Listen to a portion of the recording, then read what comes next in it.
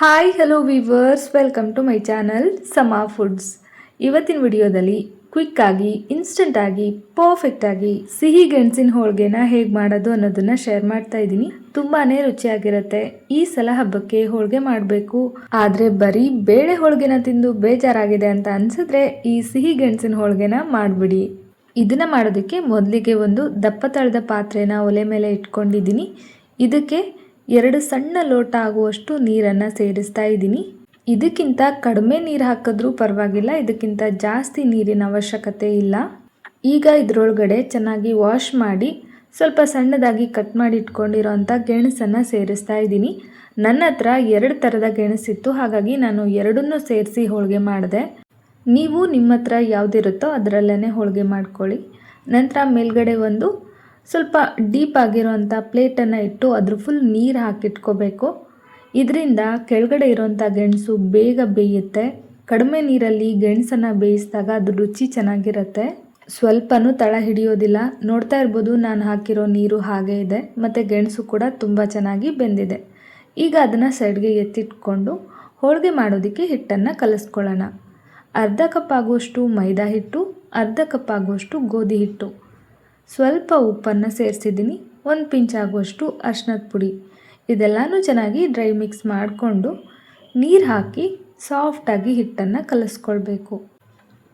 ಹಿಟ್ಟು ಸಾಫ್ಟ್ ಇದ್ದಾಗ ಹೋಳಿಗೆ ತುಂಬ ಚೆನ್ನಾಗಿ ಬರುತ್ತೆ. ನಾನಿಲ್ಲಿ ಗೋಧಿ ಹಿಟ್ಟು ಮತ್ತು ಮೈದಾ ಹಿಟ್ಟು ಎರಡನ್ನೂ ಮಿಕ್ಸ್ ಮಾಡಿ ಹೋಳಿಗೆ ಮಾಡ್ತಾ ಇದ್ದೀನಿ. ನೀವು ಬೇಕಾದರೆ ಬರೀ ಗೋಧಿ ಹಿಟ್ಟಲ್ಲೂ ಮಾಡ್ಬೋದು, ಬರೀ ಮೈದಾ ಹಿಟ್ಟಲ್ಲೂ ಕೂಡ ಮಾಡ್ಕೊಳ್ಬೋದು. ಈ ಥರ ಸಾಫ್ಟಾಗಿ ಕಲಸಿದ್ದಾದ ನಂತರ 1-2 ಚಮಚ ಆಗುವಷ್ಟು ಕುಕ್ಕಿಂಗ್ ಆಯಿಲ್ನ ಕೂಡ ಸೇರಿಸಿ ಮತ್ತೊಂದು ಸಲ ಚೆನ್ನಾಗಿ ಹಿಟ್ಟನ್ನು ನಾದ್ಕೊಂಡು ಮೇಲ್ಗಡೆ ಒಂದು ಪ್ಲೇಟನ್ನು ಮುಚ್ಚಿ ಕಡಿಮೆ ಅಂದರೂ ಇದನ್ನು 1 ಗಂಟೆನಾದರೂ ನೆನೆಯೋದಕ್ಕೆ ಬಿಡಿ. ಹಿಟ್ಟು ಎಷ್ಟು ಚೆನ್ನಾಗಿ ನೆನೆಯುತ್ತೋ ಹೋಳಿಗೆ ಕೂಡ ಅಷ್ಟೇ ಸಾಫ್ಟಾಗಿ ತುಂಬಾ ಚೆನ್ನಾಗಿ ಬರುತ್ತೆ. ಈಗ ಹಿಟ್ಟನ್ನು ಕಲಸಿದ್ದಾಯಿತು. ಮೇಲ್ಗಡೆ ಒಂದು ಪ್ಲೇಟನ್ನು ಮುಚ್ಚಿ ಇದನ್ನು 1 ಅವರ್ ಆದರೂ ನೆನೆಯೋದಕ್ಕೆ ಬಿಟ್ಬಿಡ್ತೀನಿ. ಅಷ್ಟರಲ್ಲಿ ಈ ಕಡೆ ಗೆಣಸು ಕೂಡ ತಣ್ಣಗಾಗಿತ್ತು, ಅದನ್ನು ತೆಗೆದು ಸಿಪ್ಪೆ ಎಲ್ಲ ತೆಗಿತಾ ಇದ್ದೀನಿ. ನಾನೀಗ ತೋರಿಸಿದ್ನಲ್ಲ ಗೆಣಸನ್ನು ಬೇಯಿಸೋ ವಿಧಾನ, ಇದು ನಿಮಗೆ ಮುಂಚೆನೇ ಗೊತ್ತಿತ್ತಾ? ಇದು ನನಗೆ ನಮ್ಮ ಮಮ್ಮಿ ಹೇಳ್ಕೊಟ್ಟಿರೋದು. ನೀವೇನಾದರೂ ಬೇರೆ ವಿಧಾನದಲ್ಲಿ ಗೆಣಸನ್ನು ಬೇಯಿಸಿದ್ರೆ ಅದನ್ನು ನನಗೆ ತಿಳಿಸಿ, ಈಸಿ ಇದ್ದರೆ ನಾನು ಕೂಡ ಟ್ರೈ ಮಾಡ್ತೀನಿ. ಈಗ ಸಿಪ್ಪೆ ಎಲ್ಲ ತೆಗೆದಿದ್ದಾದ ನಂತರ ಗೆಣಸನ್ನು ಈ ಥರ ಮ್ಯಾಶ್ ಮಾಡ್ಕೊಳ್ತಾ ಇದ್ದೀನಿ. ಸ್ವಲ್ಪನೂ ಗಂಟಿಲ್ಲದೆ ಇರೋ ಥರ ಗೆಣಸನ್ನ ಮ್ಯಾಶ್ ಮಾಡ್ಕೊಂಡು ತಗೊಳ್ಳಿ. ಮ್ಯಾಶ್ ಮಾಡಿದ್ದಾದ ನಂತರ ಇದನ್ನು ಒಂದು ಮೆಜರಿಂಗ್ ಕಪ್ಪಲ್ಲಿ ಅಳತೆ ಮಾಡ್ಕೊಳ್ತಾ ಇದ್ದೀನಿ. ಈ ಥರ ಅಳತೆ ಮಾಡೋದ್ರಿಂದ ಇದಕ್ಕೆ ಬೆಲ್ಲ ಎಷ್ಟು ಹಾಕಬೇಕು ಅನ್ನೋ ಅಂದಾಜು ಸಿಗುತ್ತೆ. ಇಲ್ಲಿ ನಾನು ತಗೊಂಡಿರೋ ಗೆಣಸು 1.5 ಕಪ್ ಆಗುವಷ್ಟಿದೆ. ಇದಾದ ನಂತರ ಅದೇ ಕಪ್ಪಲ್ಲಿ ಅರ್ಧ ಕಪ್ ಆಗುವಷ್ಟು ಫ್ರೆಶ್ ತೆಂಗಿನಕಾಯಿನ ತಗೊಂಡಿದ್ದೀನಿ. ಸಣ್ಣ ಸಣ್ಣದಾಗಿ ಪೀಸ್ ಮಾಡಿ ತಗೊಂಡಿದ್ದೀನಿ. ಈಗ ಇದನ್ನು ಒಂದು ಮಿಕ್ಸಿ ಜಾರ್ಗೆ ಸೇರಿಸಿ ನೈಸಾಗಿ ಗ್ರೈಂಡ್ ಮಾಡ್ಕೊಂಡು ಬರಬೇಕು.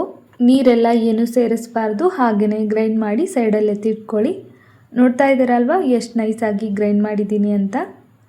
ಇಷ್ಟಾದರೆ ಸಾಕು. ಇದನ್ನು ಸೈಡ್ಗೆ ಎತ್ತಿಟ್ಕೊಂಡು ಒಲೆ ಮೇಲೆ ಒಂದು ಪ್ಯಾನ್ ಇಟ್ಕೊಂಡು ಅದಕ್ಕೆ 1 ಚಮಚ ತುಪ್ಪನ ಸೇರಿಸಿ ಎಲ್ಲ ಕಡೆನೂ ಸ್ವಲ್ಪ ಸ್ಪ್ರೆಡ್ ಮಾಡ್ತಾ ಇದ್ದೀನಿ. ಇದಕ್ಕೆ ಜಾಸ್ತಿ ಏನು ತುಪ್ಪ ಬೇಕಾಗೋದಿಲ್ಲ, ಸ್ವಲ್ಪ ಆದರೆ ಸಾಕು ಬೆಲ್ಲ ಕರಗೋದಕ್ಕೆ. ಇದಾದ ನಂತರ ಅರ್ಧ ಕಪ್ ಆಗುವಷ್ಟು ಬೆಲ್ಲನ ಸೇರಿಸ್ತಾ ಇದ್ದೀನಿ.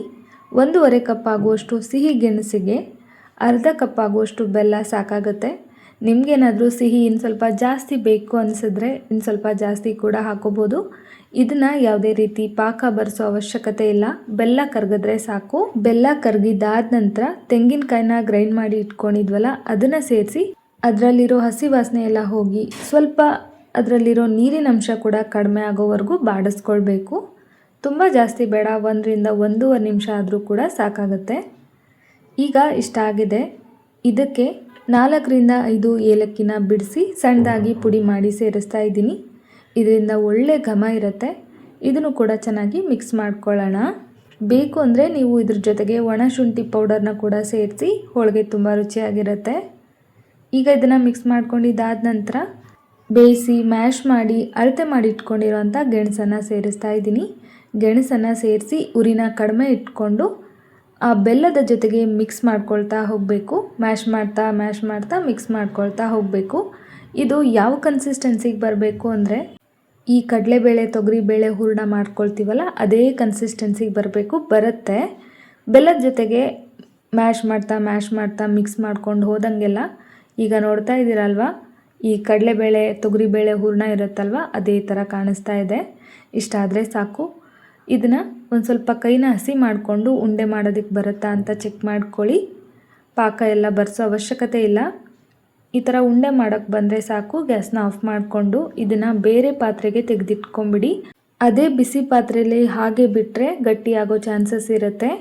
ಅದಕ್ಕಾಗಿ ಇದನ್ನು ಬೇರೆ ಬೌಲ್ಗೆ ತೆಗೆದು ತಣ್ಣಗಾಗೋದಕ್ಕೆ ಸೈಡಲ್ಲಿ ಎತ್ತಿಟ್ಕೊಳ್ತೀನಿ. ನಂತರ ಹಿಟ್ಟನ್ನು ಕಲಸಿ ನೆನೆಯೋದಕ್ಕೆ ಇಟ್ಟಿದ್ದೆ ಅಲ್ವಾ, ಅದು ಕೂಡ 1 ಅವರ್ ಚೆನ್ನಾಗಿ ನೆಂದಿದೆ. ನೋಡ್ತಾ ಇದ್ರೇ ಗೊತ್ತಾಗುತ್ತೆ ಎಷ್ಟು ಚೆನ್ನಾಗಿ ನೆಂದಿದೆ ಅಂತ.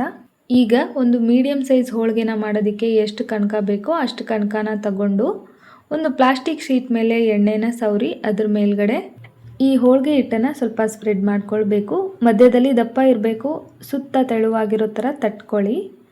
ನಂತರ ಸಿಹಿ ಗೆಣಸಿನ ಹೂರಣನ ಮಧ್ಯದಲ್ಲಿಟ್ಟು ಸುತ್ತ ಇರೋಂಥ ಹಿಟ್ಟನ್ನು ಈ ಥರ ಜೋಡಿಸ್ಕೊಂಡು ಬರಬೇಕು. ಕಣಕನ ಸ್ವಲ್ಪ ಎಳೆದು ಕವರ್ ಮಾಡ್ಕೊಳ್ಳಿ. ಇದರಿಂದ ಲಟ್ಟಿಸಿದಾಗ ಸುತ್ತ ಒಂದೊಂದು ಸಲ ಬರೀ ಕಣಕ ಉಳ್ಕೊಂಡಿರುತ್ತಲ್ಲ, ಅದ್ರ ಬದಲಾಗಿ ಸಮನಾಗಿ ಹೋಳಿಗೆ ಬಂದಿರುತ್ತೆ.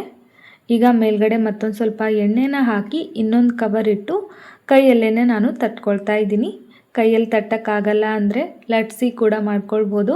ಈ ಥರ 2 ಪ್ಲಾಸ್ಟಿಕ್ ಕವರನ್ನು ಬಳಸಿ ಮಾಡೋದ್ರಿಂದ ಬಿಗಿನರ್ಸು ಕೂಡ ತುಂಬ ಸುಲಭವಾಗಿ ಹೋಳಿಗೆನ ಮಾಡಬಹುದು. ಸ್ವಲ್ಪನೂ ಹರಿದೋಗೋದಿಲ್ಲ ಮತ್ತು ಅಂಟ್ಕೊಳ್ಳೋದಿಲ್ಲ. ಎಷ್ಟು ತೆಳುವಾಗಿ ಬೇಕಾದರೂ ಹೋಳಿಗೆನ ತಟ್ಕೊಳ್ಬೋದು. ಇವಾಗ ನೋಡಿ ಹೋಳಿಗೆ ರೆಡಿ ಆಗಿದೆ. ತುಂಬಾ ತೆಳುವಾಗಿ ಮಾಡ್ಕೊಂಡಿದ್ದೀನಿ. ಇದಕ್ಕಿಂತನೂ ತೆಳುವಾಗಿ ಮಾಡ್ಕೊಳ್ಬೋದು. ಈಗ ಇದನ್ನು ಬೇಯಿಸ್ಕೊಳ್ಬೇಕು. ಬೇಯಿಸೋದಕ್ಕೆ ಮುಂಚೆನೇ ನಾನು ತವಾನ ಬಿಸಿ ಆಗೋದಕ್ಕೆ ಇಟ್ಕೊಂಡಿದ್ದೆ. ತವ ಕೂಡ ಚೆನ್ನಾಗಿ ಬಿಸಿಯಾಗಿದೆ. ಅದಕ್ಕೆ ಸ್ವಲ್ಪ ಎಣ್ಣೆನ ಸವರ್ಕೊಂಡು ಮಾಡಿಟ್ಕೊಂಡಿರೋ ಹೋಳಿಗೆನ ಅದರ ಮೇಲ್ಗಡೆ ಹಾಕಿ ಸುತ್ತ ಸ್ವಲ್ಪ ಎಣ್ಣೆ ಅಥವಾ ತುಪ್ಪನ ಹಾಕಿ ಬೇಯಿಸ್ಕೋಬೇಕು. ಏನು ಬೇಡ ಅಂದರೆ ಹಾಗೆ ಕೂಡ ಬೇಯಿಸಿ ತಗೊಳ್ಬೋದು. ನೋಡ್ತಾ ಇರ್ಬೋದು ಎಷ್ಟು ಪರ್ಫೆಕ್ಟಾಗಿ ಹೋಳಿಗೆ ಬಂದಿದೆ ಅಂತ. ಸ್ವಲ್ಪನೂ ಹರಿದೋಗಿಲ್ಲ, ಉಬ್ಬಿ ಬರುತ್ತೆ. ನೀವು ಯಾವತ್ತೂ ಸಿಹಿ ಗೆಣಸಿನ ಹೋಳಿಗೆನ ಮಾಡಿಲ್ಲ ಅಂದರೆ ಇದೇ ಥರ ಒಂದ್ಸಲ ಮಾಡಿ ನೋಡಿ. ಇವಾಗ ಹೋಳಿಗೆ ರೆಡಿ ಆಯಿತು, ತೆಗೆದಿಟ್ಕೊಳ್ತೀನಿ. ಇದೇ ಥರ ಎಲ್ಲ ಹೋಳಿಗೆನೂ ರೆಡಿ ಮಾಡಿ ತಗೊಳ್ತೀನಿ. ಈಗ ನೋಡಿ ಬಿಸಿ ಹೋಳಿಗೆ ರೆಡಿ ಆಗಿದೆ. ಇದ್ರ ಮೇಲ್ಗಡೆ ಸ್ವಲ್ಪ ತುಪ್ಪ ಮತ್ತು ಹಾಲು ಹಾಕ್ಕೊಂಡು ತಿಂದರೆ ಸೂಪರಾಗಿರುತ್ತೆ. ಐ ಹೋಪ್ ಇವತ್ತಿನ ಈ ಗೆಣಸಿನ ಹೋಳಿಗೆ ರೆಸಿಪಿ ನಿಮ್ಮೆಲ್ಲರಿಗೂ ತುಂಬಾ ಇಷ್ಟ ಆಯಿತು ಅಂದ್ಕೊಳ್ತೀನಿ. ಮುಂದಿನ ವಿಡಿಯೋದಲ್ಲಿ ಮತ್ತೊಂದು ಟೇಸ್ಟಿ ರೆಸಿಪಿ ಜೊತೆಗೆ ಮತ್ತೆ ಸಿಗ್ತೀನಿ. Bye friends, thank you.